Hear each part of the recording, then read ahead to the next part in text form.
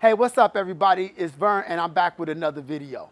Today I'm here with my boy Max. We're gonna be showing you how to use the hex bar or trap bar to do some hex bar deadlifts. If you haven't been here before, this is my review channel where I not only review equipment, but also show you guys how to use it. With that being said, let's do this.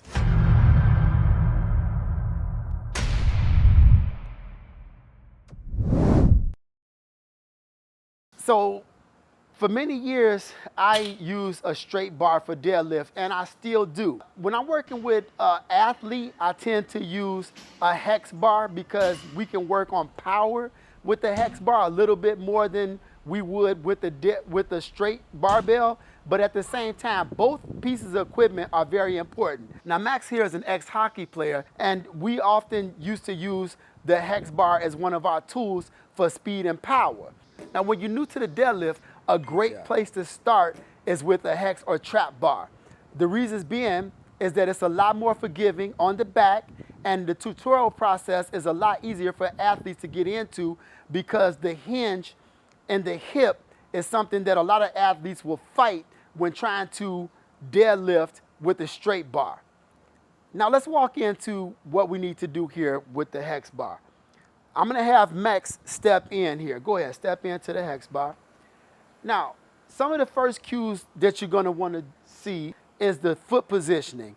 We don't need a real wide foot positioning when we're in the trap bar, but we wanna try to line the feet up so they're underneath the shoulder. So the first thing I'm gonna do is ask Max to bring his feet in just a little bit, okay? So we're gonna kind of line them up with those two hinges there, okay? Now, a lot of times we'll see athletes step into the hex bar and push the toes out like we're about to do a squat. There's no need to do that when you're deadlifting, okay? So we want to keep those feet straight forward. Now, next thing I'm gonna ask Max to do is to get tall, because I want him to be tall with the shoulder blades slightly retracted, but not so much that we're stressing the joint. So we're gonna bring them in. We just want them slightly retracted, chest tall, and that's just gonna give us a nice neutral spine. So now, the next cue is for Max, you can stay right where you are, is we want the plate holders to be aligned with his ankles. And that's what we can't get that when we're working with a straight bar, because the straight bar is gonna be in front of the ankles.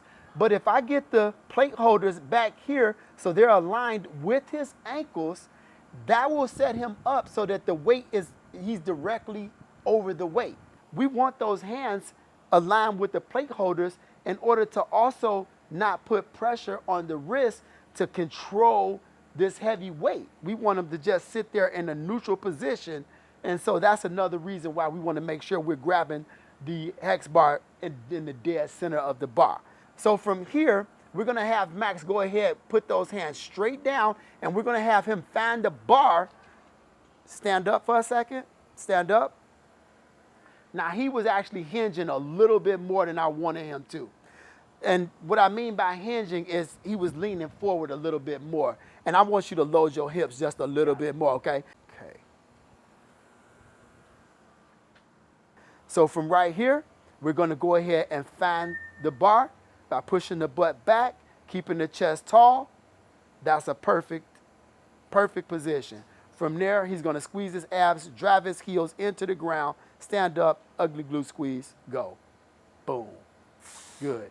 Now he's gonna search for the ground by pushing the butt back, finding the ground, pushing up. He's staying long. He's staying very long here. Go down there again. Notice this arm is as long as it can be.